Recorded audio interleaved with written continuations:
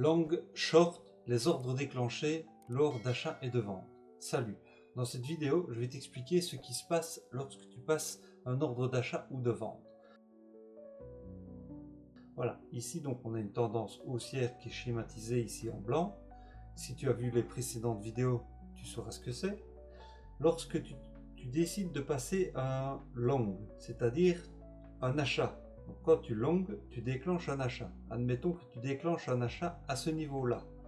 Parce que tu as estimé, et on ne va pas rentrer dans les détails, que le marché va continuer de monter. Donc tu places un ordre d'achat. Toi, tu achètes l'actif à ce niveau-là, le Bitcoin, l'Ethereum, l'US30, ce que tu veux, l'or, etc. Et lorsque le prix arrivera à ce niveau-là, tu as un take profit, donc un ordre de vente, puisque tu as acheté à ce prix-là, toi tu décides de revendre à un prix supérieur. Ce sont des alertes qui sonnent pour dire qu'il y a des actifs qui arrivent sur des niveaux pertinents, ne vous étonnez pas.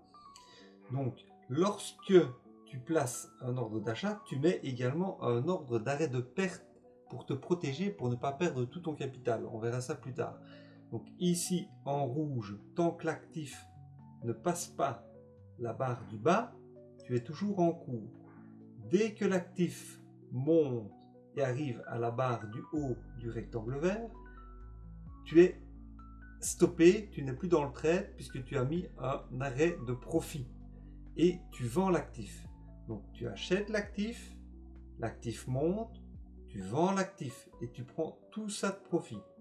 Si jamais le scénario s'inverse, que le marché descend, il rentre dans le rectangle rouge, s'il casse la barre du bas, tu déclenches un stop loss, donc un arrêt de perte, donc une vente également, mais en perte puisque tu as acheté ici et toi tu as vendu à ce niveau-là.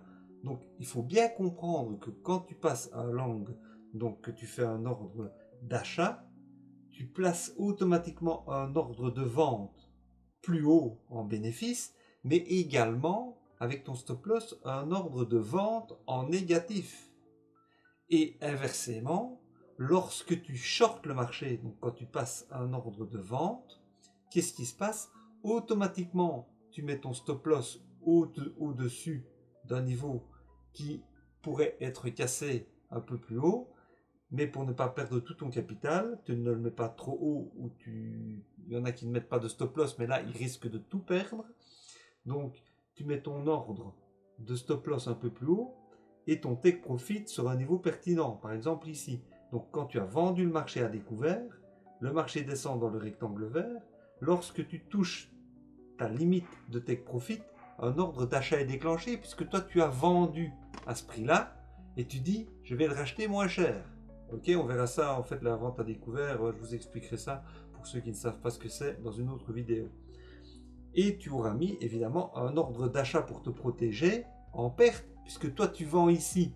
Si tu vends par exemple un actif qui coûte 5 euros et que tu dis je vais le racheter à 3 euros, tu auras donc gagné 2 euros de profit puisque toi tu l'as vendu à quelqu'un à 5, le marché te prête l'actif et l'argent et toi tu rachètes en fait moins cher à 3 euros et tu auras donc vendu à quelqu'un l'actif à 5 euros. Et toi, tu l'auras racheté à 3, donc tu prends la différence de 2. Mais si le marché, il passe à 7 euros, et bien toi, tu l'auras acheté à 5. Avec ton stop loss, tu n'es plus dans le trade, mais tu as acheté le marché, l'actif, à 7. Tu l'as vendu à 5, le marché est monté, tu te protèges, tu l'achètes à 7. Donc là, tu auras perdu 2 euros dans ce cas-là.